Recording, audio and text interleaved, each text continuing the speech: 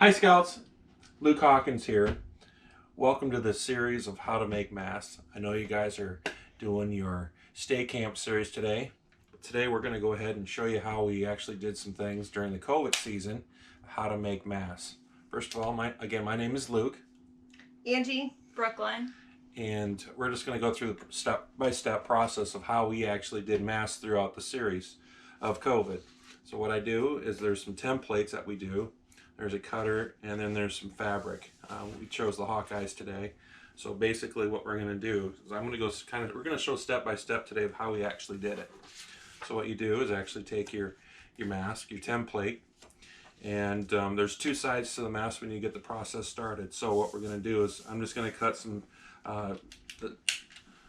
material out real quick. Pretty simple. These knives are very sharp, so you don't want to do it on your own. You want to make sure an adult is around if you're doing that, but an adult probably is going to have to cut this out if you guys decide to do this. Pretty simple, but again, you have to have a sharp blade in order to do it. So there's one half of the mask, and then you have the second part of the face. You just put this here, put it on the material, and just trace it around just like so. Fairly simple process. You kind of want to stay on the lines because what you want to do is you don't want to cut in the material, because if you do, it affects the way that the mask looks. So what I'm going to do is now hand this over to Angie, and she's going to tell you the next step that we actually do. The next thing we do is we take the two pieces and we put them together, and then we sew along this side.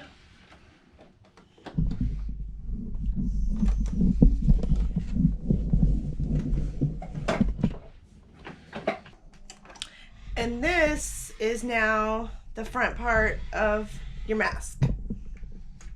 And then we have 4 more pieces that we have to sew to make this inside part.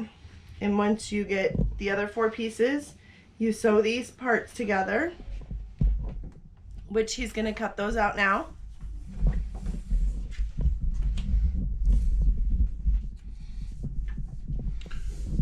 So while he's cutting that, what's been some of the craziest designs that you guys have ever come up with? One of the craziest designs that we had to do was a couple masks for some deaf people, and the inside part of it was clear, and so we had to make the inside part right in here where you can see the mouth. And the people are trying to communicate with others, they use their mouths. So how are we doing over here? Very good. Again, so these are the cheeks. This will go in the cheek area, and then you do have to make an outside piece or an inside piece because we already cut the outside piece for the mouth. So right now I don't have the other template, so what I'm going to do is I'm actually going to cut it backwards here, like so, because you can actually duplicate it on the back. You just go again, you trace it around. Again, that blade is very sharp, so again, you don't want to do this without an adult around, because you could very well cut yourself, because that blade is super sharp. So Angie, how many masks would you say that you guys have all created as a family? Together we've done over 600. And we just did like 10 more this past week. So we still have more people that are calling us or messaging us that they want more masks. In general, where do the masks typically go when people request them? We have made masks for people that work in daycares, people that work in nursing homes, people at like older people that just need to go to like doctor's appointments and stuff. And we've made a few kids masks, which all you have to do for those is to print out a smaller template and you cut it smaller, and it's the same design as this one. So what's been the most popular mask people have requested? Probably I'd say the Hawkeye, wouldn't you? Yeah, Hawkeyes. Yeah. We've had to do some Iowa State ones, and I thought for sure our house was going to go up in flames, but it was okay.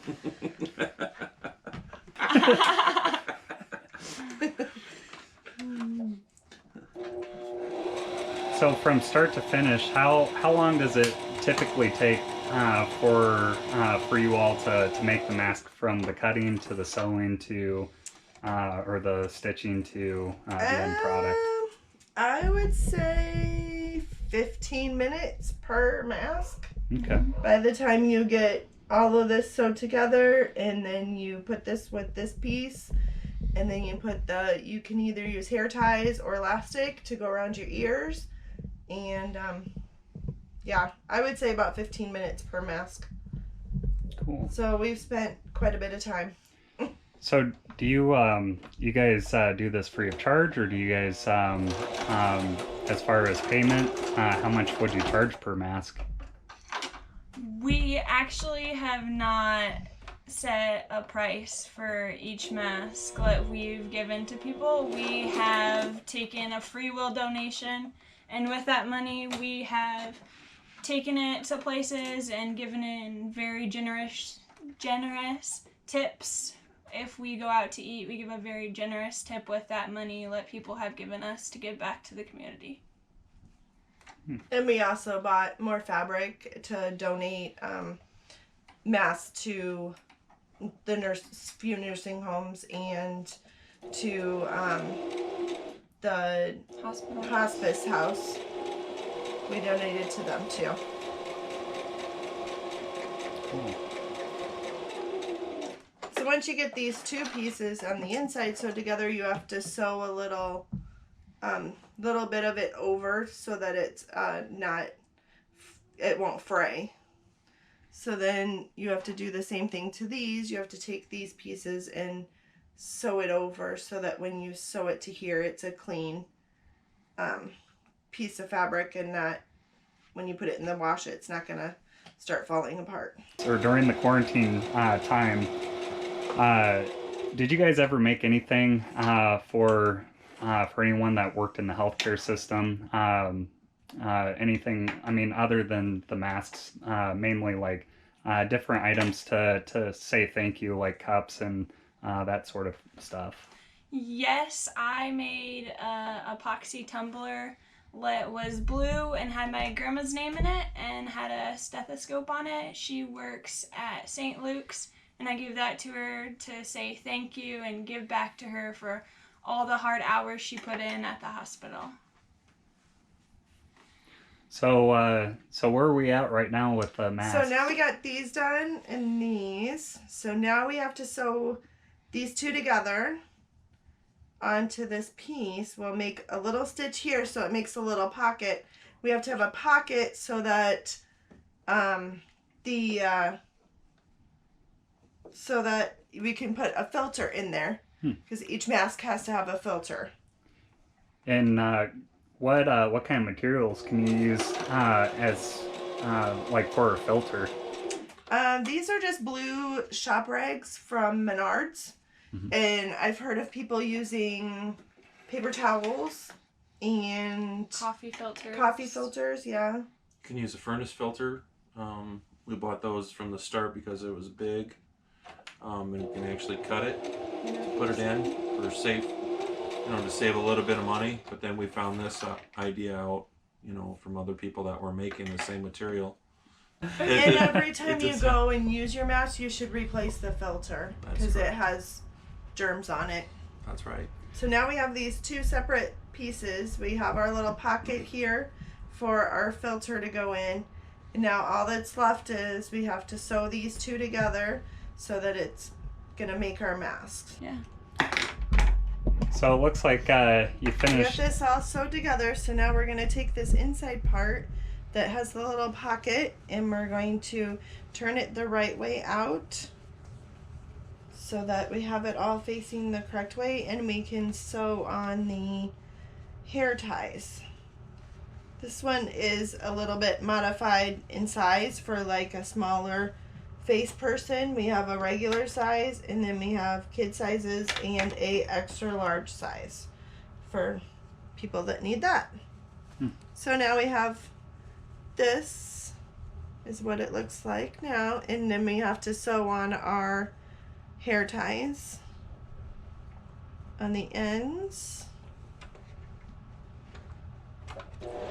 You can use hair ties or you can use elastic for this part. Some of the men, the hair ties aren't very comfortable, so we use the elastic for them.